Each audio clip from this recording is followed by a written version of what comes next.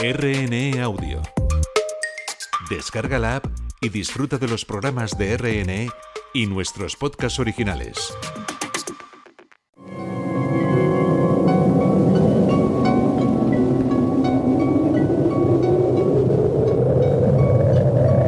Solo cuando el túnel está en la más absoluta oscuridad es cuando puede volver otra vez la luz.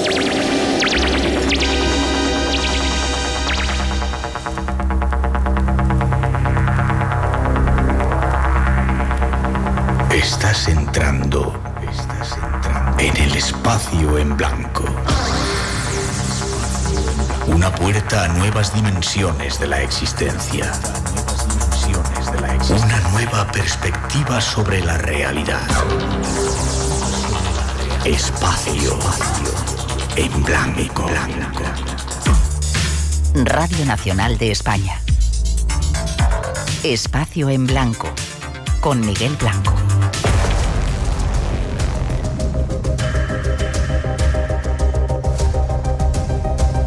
Hola, acercándose una nueva primavera ya sin borrascas sobre nosotros, llega el tiempo de los misterios a vuestra casa. Comienza un nuevo espacio en blanco. Algo que hacemos ya en directo cuando es la 1:06, 12:06 en las Islas Canarias, con los saludos de todo el equipo que esta noche se encarga de realizar el programa. Parte técnica esta noche, Jorge Delgado, Borja López y Maru Arranz. Natalia Sotillos en la realización y coordinación del programa. Tere Vilas en la locución, Juan Gómez y Luis Miguel Domínguez en la redacción y Alberto Real en la producción. Y como siempre, este que os habla, dispuestos ya a navegar por todos esos universos ocultos que nos gustan.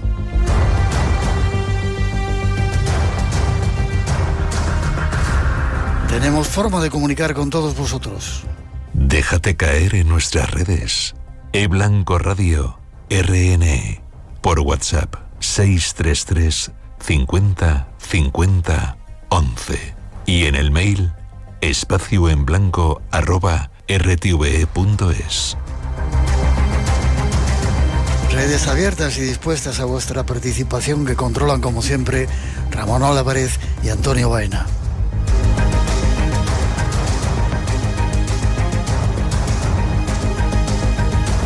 Recordaros que la próxima semana estaremos en el Teatro Ramos Carrión, dentro del Congreso Ahora Ilusión, a partir de las 8 de la tarde, para realizar un programa muy especial con temas invitados de lujo. Estáis todos invitados, entrada libre hasta completar aforo, venid a vernos, que va a ser un placer estar juntos en ese programa especial desde Zamora.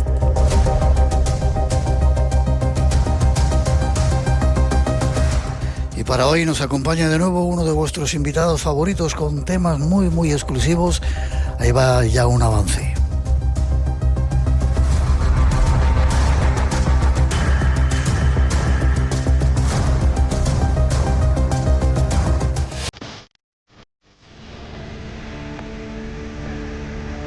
Vuelve uno de vuestros invitados favoritos al programa. Y llega con nuevos misterios para resolver.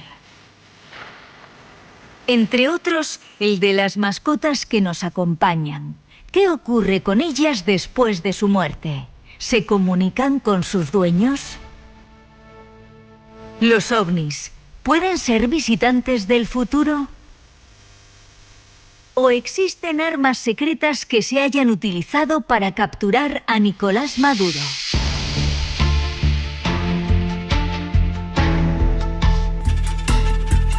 Un apasionante tiempo para encontrar respuestas a algunas incógnitas que nos rodean.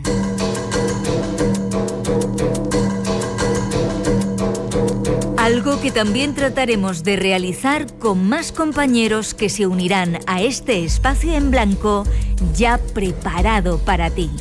Disfrútalo.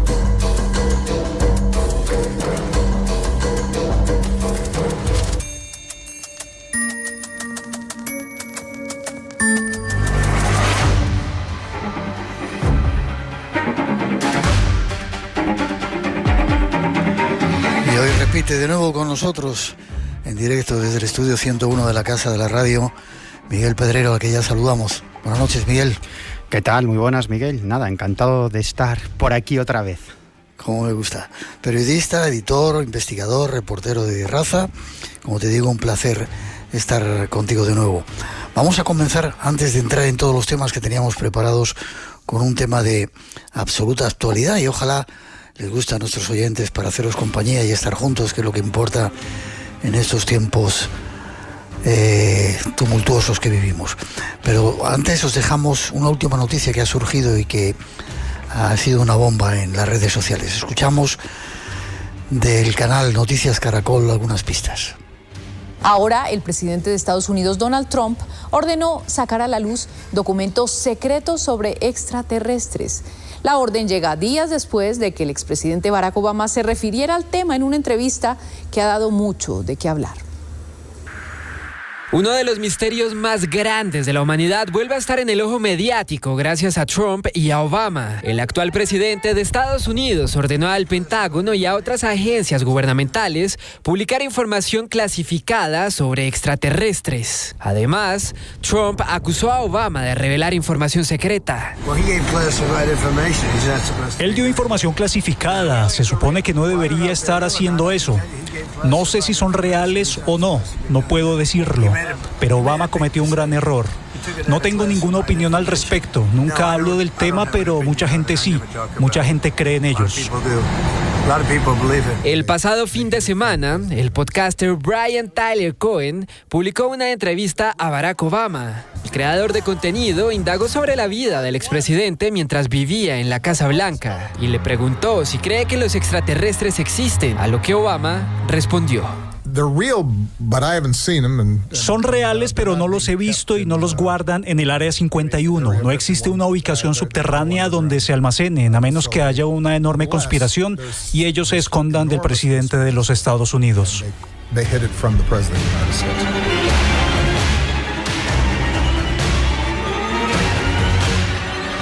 Esa era la noticia que saltaba. Dentro de nada, Miguel, lo vas a sacar tú en tu podcast. ¿Cómo es? ¿Protagonistas del misterio? Protagonistas de lo insólito, sí. Insólito. Sí, Dentro de nada, entrevistas a Obama y te cuenta dónde están los extraterrestres. ¿Qué opinas de todo esto? Bueno, pues es cierto, como acabáis de contar, que efectivamente toda esta historia comienza con esas declaraciones del expresidente Barack Obama, que además este videopodcaster le hace otra pregunta a continuación a Obama y lo que le pregunta es, cuando él llegó a la Casa Blanca, ¿cuál es la primera pregunta que hizo? Y Obama fue claro al respecto. Lo primero que pregunté es ¿dónde están los extraterrestres? Si es que Estados Unidos mantiene extraterrestres o naves estrelladas, ¿dónde está toda esa información? Bueno, él dice que obviamente eso no es así, pero es cierto que ya hace prácticamente un año, en otra entrevista, le preguntaron sobre el fenómeno OVNI. Y él dijo lo siguiente, dijo, lo que es cierto, y ahora hablo en serio, es que hay grabaciones y registros de objetos en los cielos que no sabemos exactamente qué son. No podemos explicar cómo se movían, su trayectoria, no tenían un patrón fácilmente explicable. Así que creo que la gente sigue tomando en serio lo de investigar y averiguar qué es eso del fenómeno OVNI. Vamos, no está diciendo poca cosa, que ciertamente hay alguna serie de objetos que hacen gala de una tecnología muy avanzada, que sobrevuelan el espacio aéreo de los Estados Unidos y que no saben qué demonios es. Y luego pues vienen esas declaraciones de Donald Trump, que también habéis puesto, donde acusa... Envidioso Trump, ¿no? Ha sacado información y ahora desclasificó todo, ¿no? Claro, es un poco absurdo porque en realidad Obama no dio ninguna información clasificada, a no ser que la información clasificada sea que existan los extraterrestres y que nos están visitando.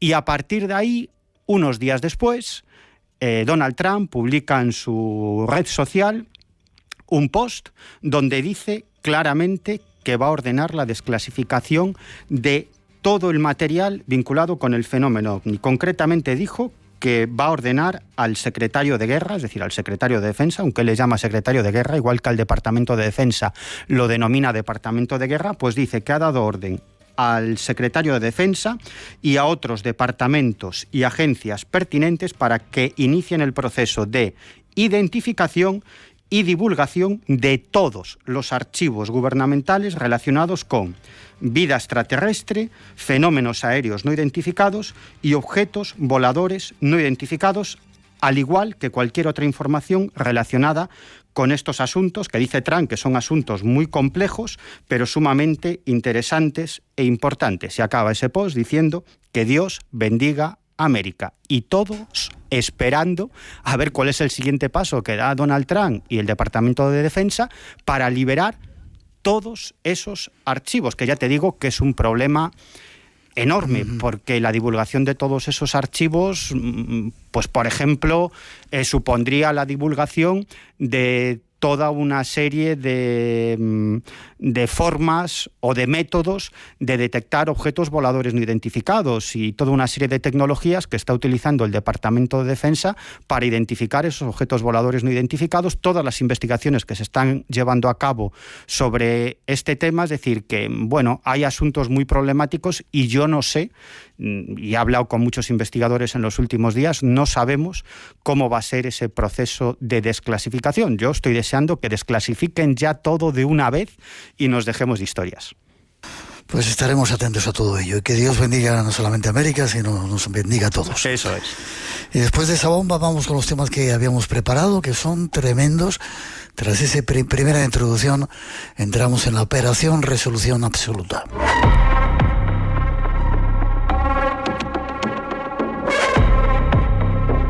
Hace unas semanas, los informativos de Radio Televisión Española nos sorprendían con esta noticia. Un momento, porque tenemos una imagen que no hemos visto hasta ahora y creo que ahí está. Es la imagen de Nicolás Maduro, detenido, que hasta esta hora, 5:30 de la tarde, no lo habíamos visto. Nicolás Maduro, hasta hoy presidente de Venezuela, detenido. A la espera de esa comparecencia, Trump acaba de publicar en su red social, en Truth Social, este post en el que dice: Nicolás Maduro a bordo del USS Iwo Jima. Estábamos buscando, es uno de los barcos de guerra más poderosos de Estados Unidos, que tenía ahora desplegado en el Caribe. Es un barco anfibio, básicamente es un portaaviones en el que hay sobre todo helicópteros, que serían los que habrían utilizado las fuerzas especiales de Estados Unidos para detenerle. Hay mucho que comentar de esta fotografía. Le vemos con los ojos tapados. Esposado. Bueno, ¿qué os parece? Primeras imágenes de Nicolás Maduro tras su detención. La captura por parte de los Estados Unidos del presidente venezolano Nicolás Maduro. Pero ¿cómo fue esta misión? El canal de noticias Azteca nos aportaba algunos datos. Era la noche del ataque. Un dron RQ-170 Sentinel, que es de reconocimiento furtivo, sobrevoló Caracas hasta 15.000 metros de altura y confirmó que probablemente Nicolás Maduro estaba en el fuerte militar Tiuna. Era el momento. A las 10:46 de la noche del viernes 2 de enero de 2026, el presidente Donald Trump dio la orden de ejecutar la operación Resolución Absoluta.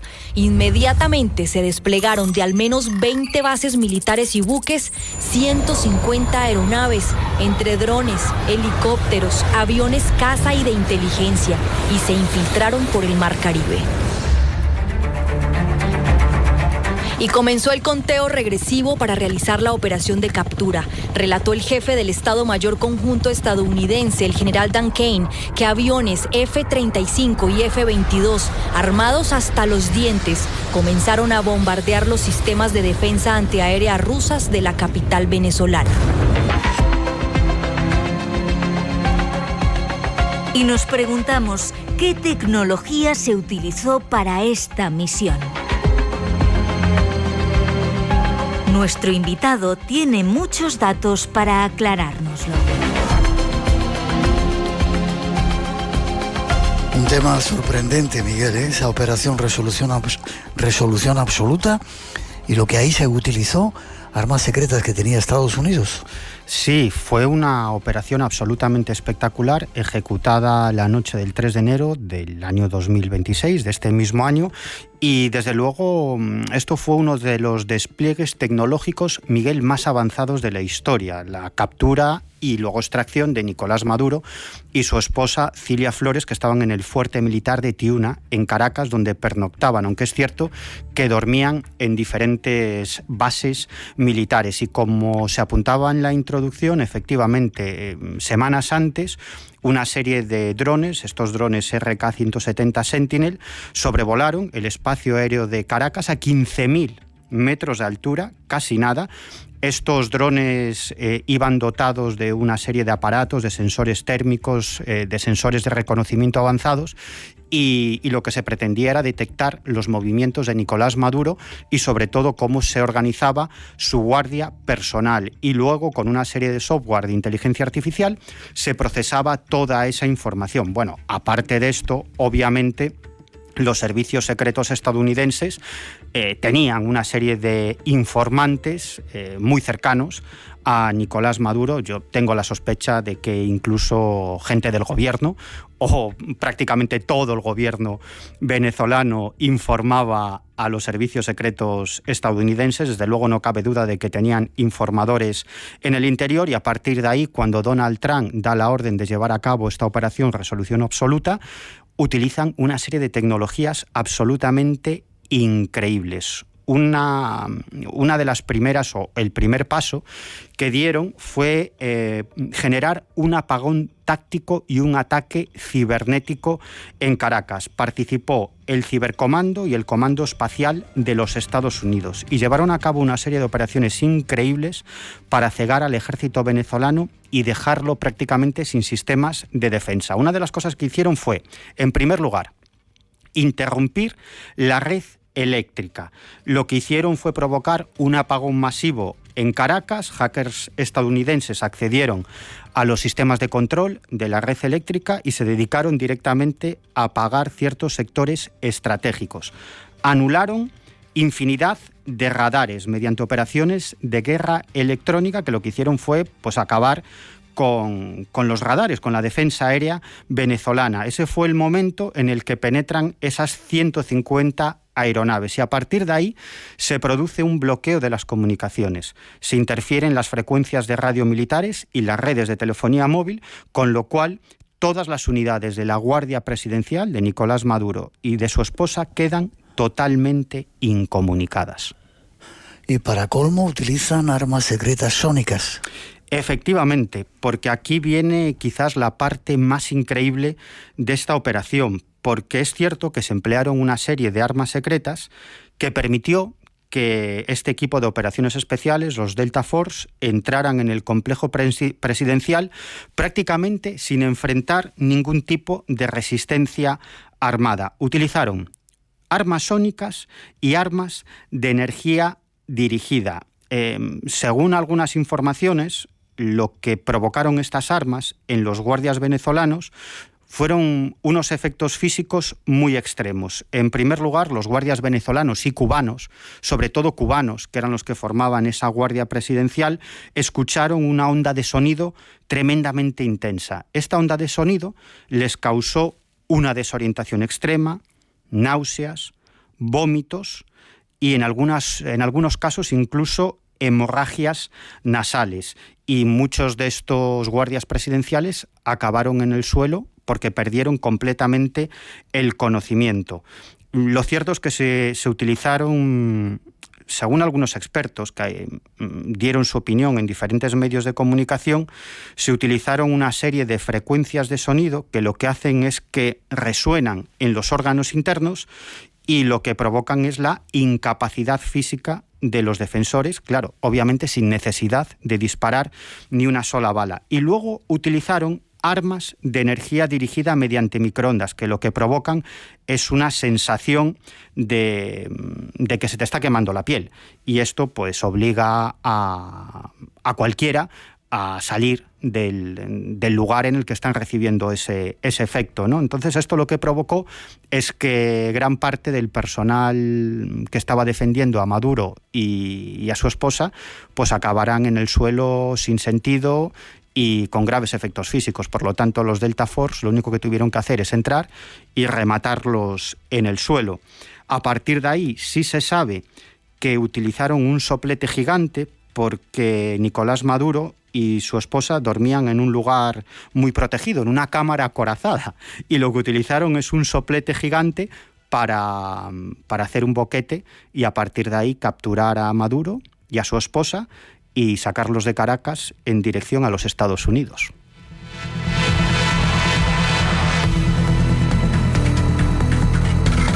Vaya operación. Y creo que tenemos un corte de Donald Trump hablando acerca de esas armas secretas, ¿no?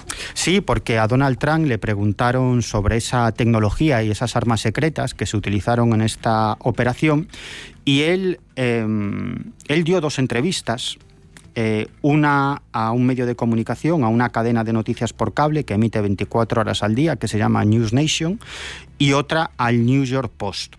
De hecho, en la entrevista de News Nation, la periodista le pregunta a Trump por el uso de armas sónicas secretas. Y si quieres, Miguel, escuchamos lo que le contestó Donald Trump a esta periodista. Lo escuchamos. Hubo un arma que se usó, un arma sónica que eliminó a muchos de los guardaespaldas cubanos que defendían a Maduro. Mucha gente vio los detalles sobre esa arma y estaban preocupados. ¿Es algo que los estadounidenses deberían tener miedo? ¿Algo que Estados Unidos esté combatiendo? Sí, es algo que nadie más tiene. Tenemos armas de las que nadie sabe nada. Probablemente sea bueno no hablar de ellas, pero tenemos algunas armas increíbles. Ese fue un ataque increíble. No olvides que esa casa estaba en medio de una fortaleza y base militar.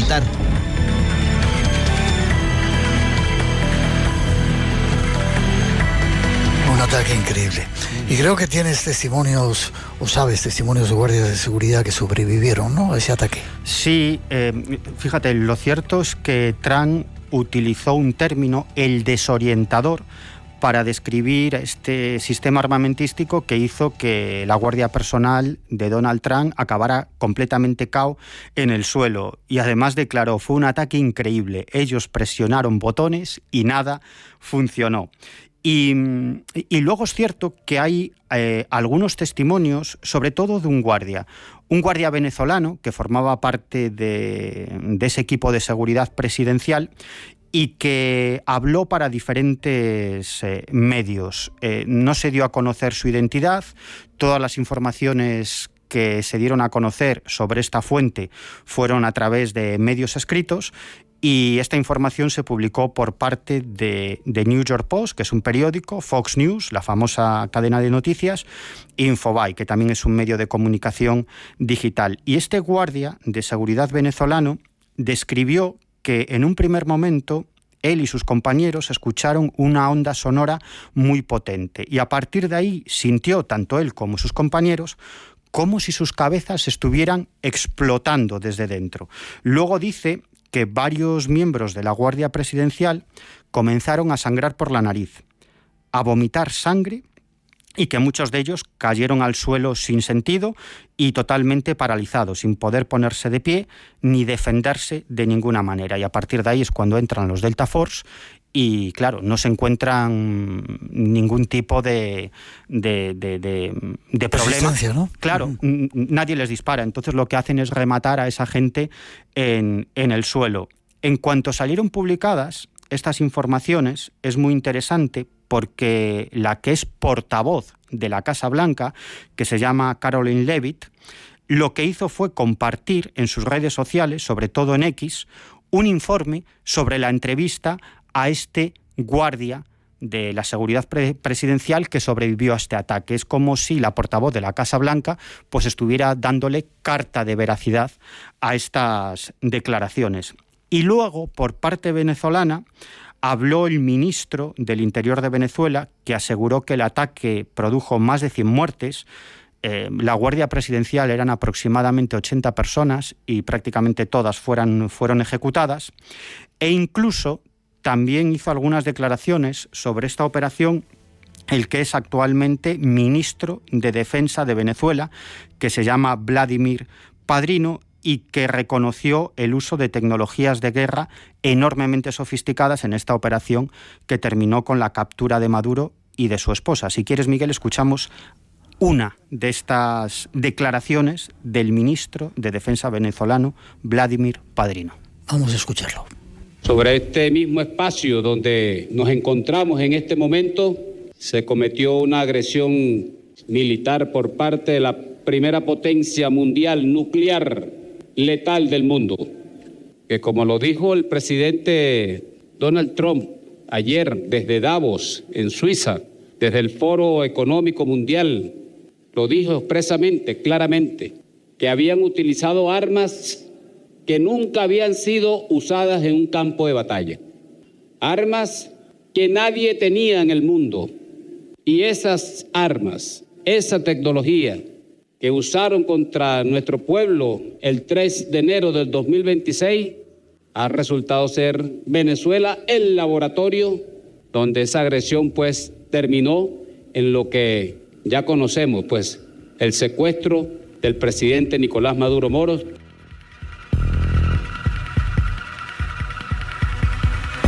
Y creo que Delcy Rodríguez también estaba involucrada en este asunto y le dijeron alguna cosa, ¿no? Bueno, esto es, Miguel, absolutamente de película. Delcy Rodríguez, en el momento de la captura de Maduro y su esposa, era la vicepresidenta de Venezuela y ahora es la presidenta de Venezuela, como dice Donald Trump, presidenta encargada, porque en realidad ella y todo su gobierno hacen lo que quiere Donald Trump. Y ella contó algo tremendamente interesante. Escuchamos lo que dijo Delcy Rodríguez sobre una llamada que recibió en el momento de la captura de Maduro y su esposa. Para que ustedes lo sepan, las amenazas vinieron desde el primer minuto que ellos secuestraron al presidente. Nos dieron a Diosdado, a Jorge y a mí 15 minutos para responder, si no nos iban a matar. Y frente a la información que nos habían dicho que los habían asesinado, no que estaban secuestrados, nosotros dijimos, estamos listos a correr la misma suerte. Y se lo digo, esa afirmación la mantenemos al día de hoy, porque las amenazas son permanentes, los chantajes son permanentes. Y nosotros tenemos que ir con paciencia y prudencia estratégica. Espacio en Blanco, en Radio Nacional, con Miguel Blanco. Y con Miguel Pedrero esta noche descubriendo esas armas del futuro. Hay proyectos dentro de Estados Unidos, agencias, ¿no? El proyecto DARPA. ¿Nos cuentas un poco qué es esto? Bueno, DARPA en realidad es una agencia que depende del Departamento de Defensa de los Estados Unidos y que se dedica a desarrollar todo tipo de tecnologías futuristas vinculados al ámbito de la defensa y al ámbito de la guerra. Y se llevan a cabo proyectos enormemente futuristas. Uno de los proyectos más interesantes que está desarrollando DARPA se llama Proyecto BioDesign. Y es increíble porque es básicamente la utilización de la biología sintética en entornos de guerra. Y dentro de este proyecto BioDesign hay toda una serie de subproyectos, como por ejemplo uno de ellos que se llama Organismos con interruptor de muerte. Fíjate en qué consiste esto. Es algo, vamos, que a mí me parece absolutamente alucinante, porque en este subproyecto los científicos de DARPA lo que hacen es modificar el ADN de ciertos microorganismos para que necesiten un alimento que no existe naturalmente en la Tierra. Es un alimento que se genera en laboratorio. Por ejemplo, una serie de aminoácidos sintéticos.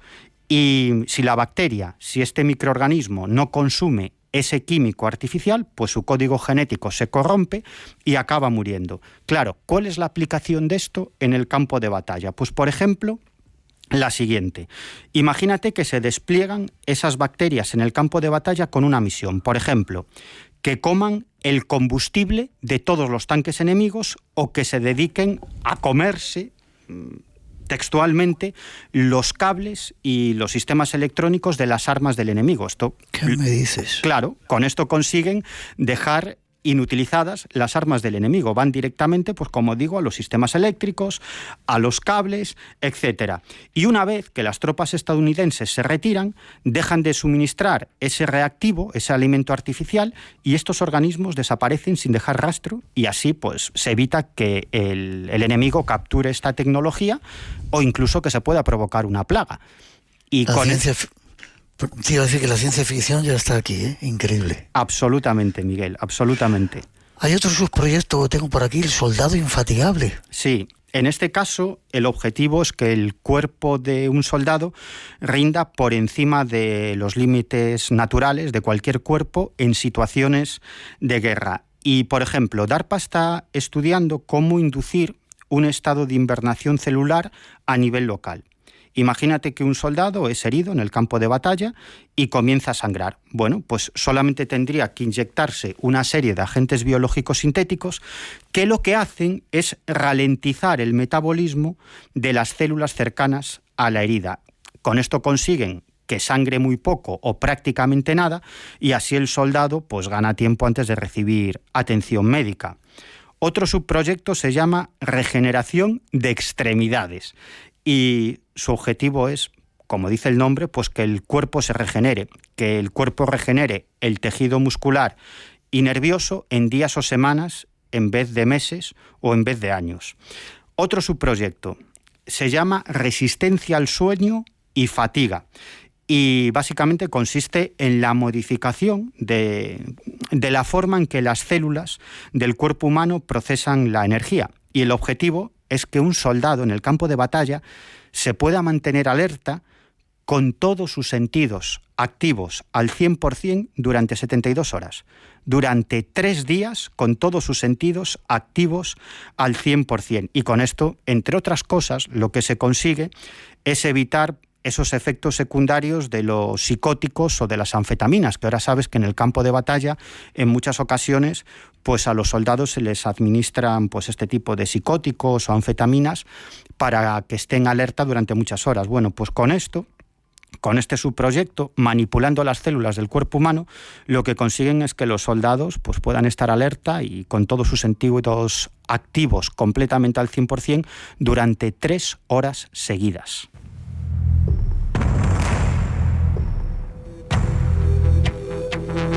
Alucinado me estás dejando. Hay también subproyectos de sensores biológicos de la piel.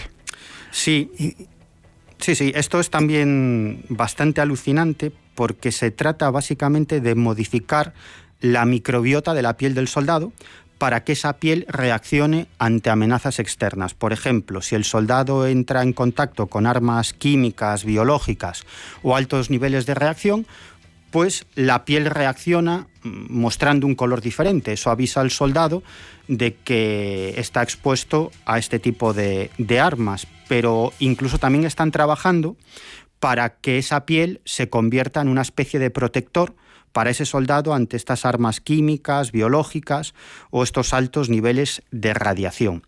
Otro de los subproyectos que tiene mucho que ver con este que acabamos de describir es otro que se llama materiales sintéticos vivos. Y en este caso, DARPA está trabajando en algo que a mí me parece muy alucinante y es muy de película, casi nos recuerda a Robocop. Están trabajando en materiales que crecen y se reparan solos. Imagínate, por ejemplo, el blindaje de un tanque formado por células vivas. Ese soldado recibe un daño, sufre un disparo y se genera un desperfecto en ese blindaje del tanque. Bueno, pues la cuestión es que se liberarían una serie de proteínas que lo que harían es sellar ese daño en tiempo real. Y lo mismo pasaría, por ejemplo, en una tienda de campaña, que recibe un disparo o esa tienda de campaña acaba dañada en un entorno de guerra y lo que hace es regenerarse por sí misma mediante esas células vivas. Por eso se llama materiales sintéticos vivos. La finalidad, que ante un daño los materiales se reparen de manera inmediata.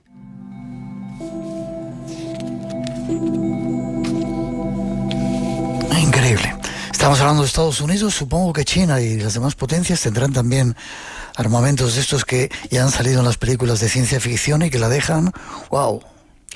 Bueno, pues por ejemplo nos vamos a China. China hace unos meses presentó, concretamente la Universidad Nacional de Tecnología de Defensa de China, presentó en la televisión estatal china un dron espía con el tamaño y la forma de un mosquito. Y yo siempre me pregunto, si esto es lo que presentan en la televisión, públicamente, ¿qué es lo que no tendrán? Básicamente se trata de un diseño biónico que imita un insecto. Y ese insecto pues lleva integrados una serie de cámaras y micrófonos en miniatura que lo que hacen pues es captar imágenes, registrar y grabar conversaciones e incluso detectar señales electrónicas a su alrededor. Y este insecto robot, se controla a través de un simple teléfono inteligente. Si esto es lo que cuentan, lo que no habrán desarrollado. Claro, en cuanto saltó esta noticia a los medios de comunicación, saltaron las alarmas en los servicios de inteligencia estadounidenses, porque si China contaba con esta tecnología, y seguramente muy superior, porque ya te digo que si esto es lo que presentan en la televisión, lo que no deben tener, pues imagínate que uno de estos mosquitos robot podría haber entrado en las reuniones más secretas que se llevan a cabo, por ejemplo, en el despacho Oval de la Casa Blanca, en las salas más secretas de los servicios de inteligencia estadounidenses, en la CIA, en el despacho del director de la NSA, en el despacho del director del secretario de Defensa, que están hablando de cuestiones muy secretas, ultra confidenciales, y resulta que hay un mosquito en la habitación y ese mosquito es un robot del servicio de inteligencia chino. Increíble. ¿De dónde sacas todas estas informaciones, Miguel? Bueno, pues estas son informaciones que en el mundo de los servicios de inteligencia se llaman fuentes abiertas, que están a disposición del público, pero que no son habituales en los medios de comunicación, que no se suelen contar demasiado en los medios de comunicación, pero ahí están los papers, ahí están los informes oficiales de DARPA. Es decir, yo no tengo ninguna fuente confidencial ni accedo a ninguna información secreta. Lo único que hago es obtener información de fuentes abiertas, pero que quizás no están muy accesibles al público, y luego unir las piezas. Básicamente eso es lo que hago. Ahí está Miguel Pedrero para contarnos todo esto. Estados Unidos, ya casi para terminar esta parte del programa, también tiene proyectos de estos bichos pequeñitos, ¿no?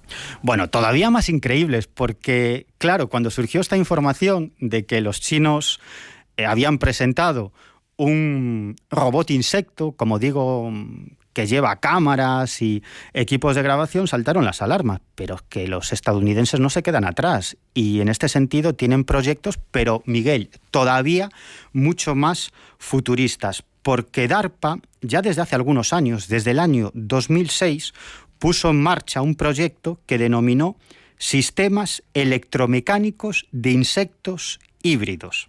La finalidad, pues básicamente crear cyborgs insectoides. ¿Y qué es lo que hacen? Es todavía mucho más increíble de lo que hacen los chinos, porque en este caso trabajan con insectos vivos.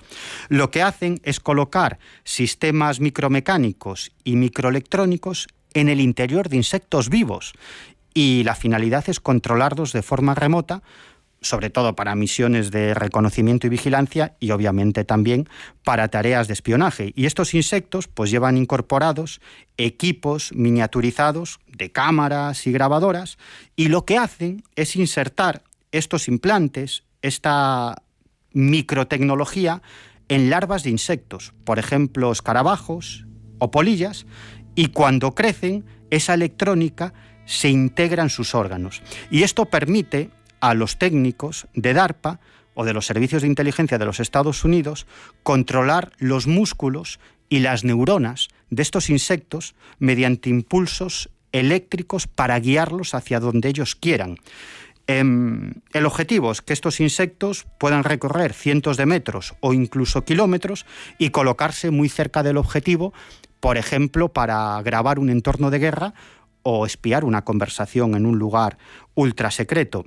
¿Y sabes cómo alimentan estos dispositivos? No. Bueno, que son dispositivos, como digo, mitad electrónicos y mitad biológicos. Bueno, pues utilizan unos sistemas para aprovechar la propia energía del insecto. Los insectos en su interior llevan unos generadores piezoeléctricos que lo que hacen es convertir el movimiento de las alas en electricidad.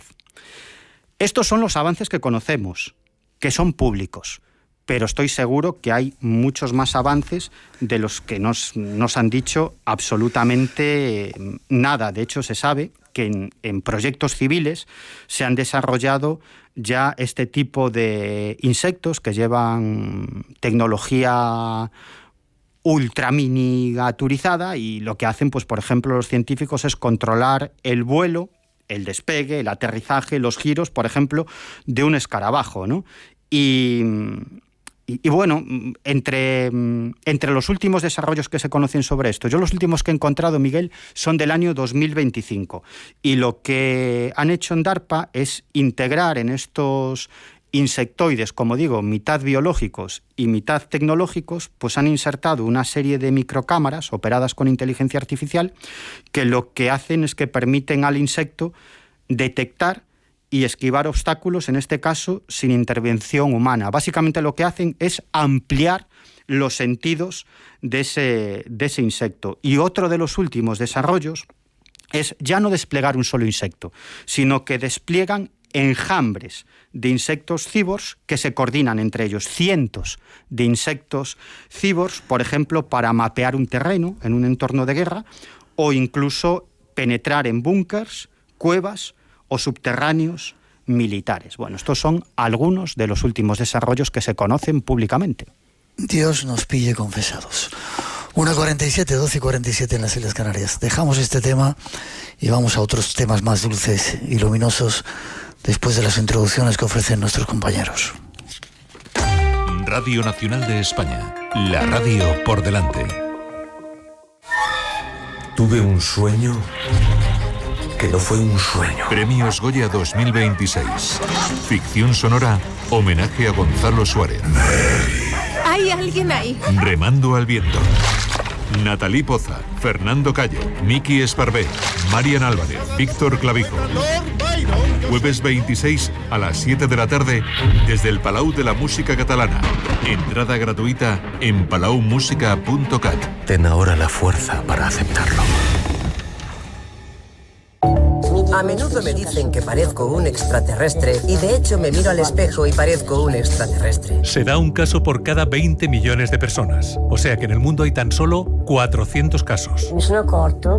Me he dado cuenta de que una vida con progeria sigue siendo una vida que merece la pena. Memoria de Delfín. Esta semana hablamos de la progeria, un síndrome que acelera el envejecimiento en los niños. Y me di cuenta de que esta es la única vida que tenemos. Memoria de Delfín. Arturo Martín Lafuente. No falten a la cita. Los lunes a la 1 de la madrugada, las 12 en Canarias. Y cuando quieras, en RN Audio.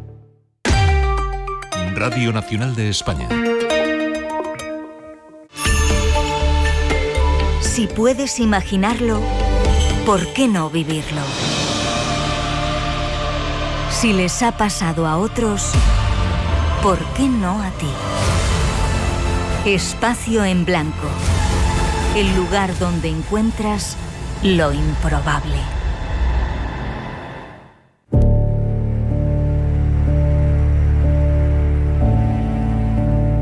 Muchas personas de nuestro mundo últimamente tienen compañía. Una compañía de mascotas, de animales que se convierten en parte de la familia.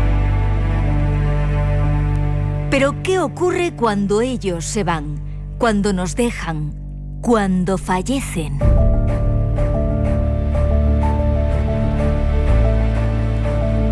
El doctor Manuel Sanz Segarra nos responde a esta pregunta. Incluso con animales, es decir, con mascotas muy queridas, ha habido personas en su ECM que han contactado con sus mascotas, con las que estaban afectivamente muy unidas. Es frecuente esto.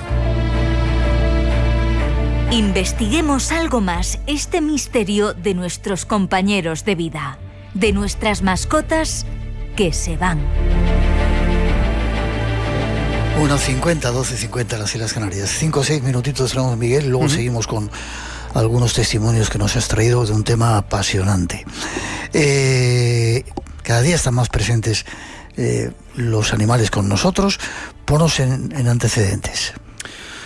Es cierto que cada vez yo creo que en este mundo occidental estamos más unidos a los animales de compañía como perros o gatos fundamentalmente, y al final se convierten en uno más de la familia, y cuando fallecen pues lo sentimos como si fueran uno más de la familia. De hecho hay mucha gente que vive sola y que su principal compañía es el perro o el gato con el que comparte vida. Por lo tanto, no es extraño que después del fallecimiento de esas mascotas se aparezcan ante sus amigos humanos. Yo ya lo he contado en alguna ocasión en este programa, que, claro, yo me dediqué a recoger muchísimos casos de personas que están convencidas de que se les han aparecido amigos o familiares fallecidos. Y algún caso me llegó de que estas apariciones no eran de amigos o familiares fallecidos, sino de animales de compañía que habían convivido con esas personas. Y a mí me parecía que estos casos eran simplemente anecdóticos. Pero luego me di cuenta de que no. En cuanto empecé a rascar, me empecé a encontrar con un montón de casos de este tipo y prácticamente llegué a la conclusión de que son tan habituales los casos de apariciones de personas fallecidas como de animales fallecidos. Y yo en esto siempre recuerdo las palabras de Jane Goodall, que es una etóloga y antropóloga, una de las mujeres o una de las personas más influyentes del siglo XX. Ella murió hace poquito tiempo y bueno, recibió infinidad de premios y de reconocimientos. Entre otros fue Premio Príncipe de Asturias de la investigación científica y técnica, y estoy seguro que muchos de nuestros oyentes saben de sobra quién fue Jane Goodall. Jane Goodall durante 55 años estudió el comportamiento de chimpancés salvajes en un parque nacional, en el Parque Nacional Gom String de Tanzania. Y ella siempre decía que si hay miles de millones de personas en este planeta que creen que los seres humanos somos almas inmortales, que cuando nuestro cuerpo deja de funcionar seguimos existiendo de alguna manera, ¿por qué les quitamos esa posibilidad a los animales? Porque los animales son seres vivos igual que nosotros, sienten, padecen, sufren físicamente, sufren psíquicamente. Entonces, si hay un más allá para los seres humanos, debe existir un más allá para los animales. Y esto es lo que defendía Jane Goodall, que llegó a escribir artículos que fueron muy polémicos en su momento, en los que defendía, por ejemplo, que ciertos primates, digamos que hacían gala de una espiritualidad o incluso que profesaban una protorreligión. Y ya te digo que ha escrito varios artículos sobre este tema en los que daba cuenta de varias observaciones que habían llevado pues, sus compañeros y ella misma, y que les llevaban a concluir que profesaban ciertos primates, algunos chimpancés, pues una suerte de espiritualidad o protorreligión. Increíble. Y hay un caso, un ejemplo increíble con los elefantes, ¿verdad? Sí, bueno, no solamente con los elefantes, con los primates, fíjate, una de las observaciones de Jane Goodall en varias ocasiones es de lo que ella dio en llamar el baile de la cascada, que son chimpancés que se acercan a una catarata y a partir de ahí entran como en una especie de estado alterado de conciencia, se acelera su trote, se les eriza todo el vello del cuerpo y cuando llegan al arroyo pues comienzan a balancearse rítmicamente, como si entraran en trance, pateando las aguas, y luego levantan grandes piedras y las lanzan. Y este comportamiento puede durar entre 10 y 15 minutos. Y para Jane Goodall esta es una prueba de una religión animista o de una protorreligión de los animales. Esto es algo, por ejemplo, que también detectó otro etólogo. Los etólogos son los científicos que estudian la conducta de los animales. Este etólogo se llama Frans de Waal y él ha escrito uno de mis libros preferidos que se titula El bonobo y los 10 mandamientos en Tusquets, que es fascinante. Y él observó, al igual que Goodall y algunos otros compañeros, lo que han dado en llamar la danza de la lluvia, que cuando llueve mucho, los chimpancés realizan una especie de danza probablemente con la intención, esto es lo que piensan estos investigadores, de que deje de llover. Y esto, que Miguel, a nosotros nos puede parecer algo absolutamente irracional, lo cierto es que hoy en día lo seguimos practicando los seres humanos en pleno siglo XXI. Recuerda esa tradición de sacar vírgenes y santos para que llueva, para que las cosechas sean propicias. Pues se sigue haciendo, que sacan vírgenes y santos en procesión, que además forma parte de la cultura popular de diferentes pueblos de España, y esto se hace hoy en día. Pues no es tan diferente a lo que hacen los chimpancés.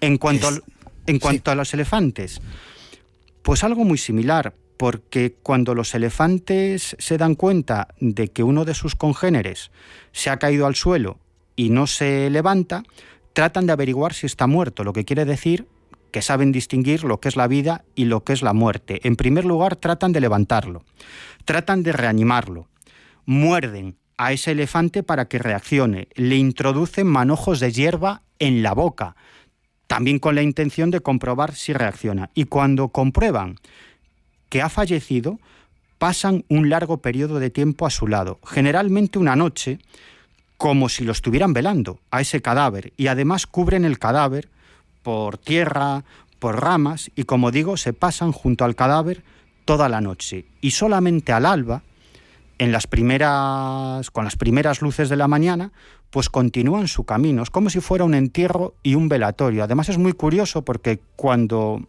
amanece, ellos hacen el ademán de irse, pero vuelven hacia atrás, vuelven a tocar con su trompa y con su cuerpo al fallecido, así en varias ocasiones, hasta que finalmente pues ya desaparecen y dejan allí al elefante fallecido, como te digo, casi como si fuera un velatorio y un entierro, porque como digo, ponen por encima ramas y tierra. Impresionante. En 2 minutos, 1 minuto y medio, nos cuentas el caso del gorila Coco. Bueno, esto es alucinante. Si te da tiempo, pues yo sé que tú hablas mucho.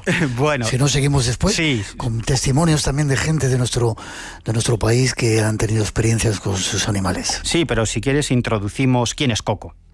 Pues Coco es una gorila que nació en el año 1971 y murió ya hace unos años, en 2018. Lo interesante de Coco es que nació en cautividad, nació en la Fundación Gorila de California, y desde su nacimiento una serie de antropólogos, etólogos y científicos, sobre todo una doctora que se llama Frances Patterson de la Universidad de Stanford, le enseñaron el lenguaje de signos americano, ¿no? Es decir, que Coco se comunica con los seres humanos a través del lenguaje de signos.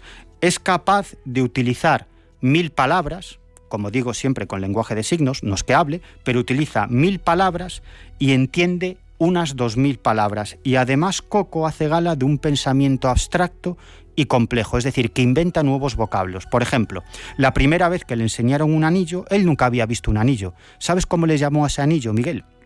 No sé. Dedo pulsera. Él había visto una pulsera y de pronto vio un anillo y dijo, es una pulsera de dedo, y le llamó dedo pulsera, es decir, inventó una nueva palabra. Increíble. Y tenía un gato, me parece, ¿no?, al que tenía mucho cariño. Sí, tenía un gato al que le tenía mucho cariño, que un día se escapó de la Fundación Gorila y lo atropelló un coche y falleció. Y entonces sus cuidadores, los cuidadores de Coco, le tuvieron que dar esa noticia. Y Coco reaccionó como reaccionamos los seres humanos ante un shock, cuando nos dicen que se ha muerto una persona querida y no nos lo esperamos, ¿no? Al principio actuó como si eso no fuera con ella, pero luego empezó a llorar desconsoladamente, dio muestras de mucha tristeza, mediante el lenguaje de signos emitió 2 palabras, triste y ceño, lo que significaba que estaba muy triste, y luego dormir gato, es decir, que entendía que el gato había muerto. Y a partir de ahí se inició una conversación entre estos científicos y Coco, porque aprovecharon este fenómeno tan luctuoso para preguntarle a Coco sobre qué entendía esa gorila de lo que era la muerte. Y si quieres luego lo comentamos. Ahí, sí. Hemos de hacer una pausa, llegan nuestros compañeros con las noticias de las 2, la 1 en las Islas Canarias, pero después de la noticia seguimos, hay muchos temas apasionantes esperando, así que no os vayáis. Y recordad que nos vamos a Zamora la próxima semana, enseguida regresamos.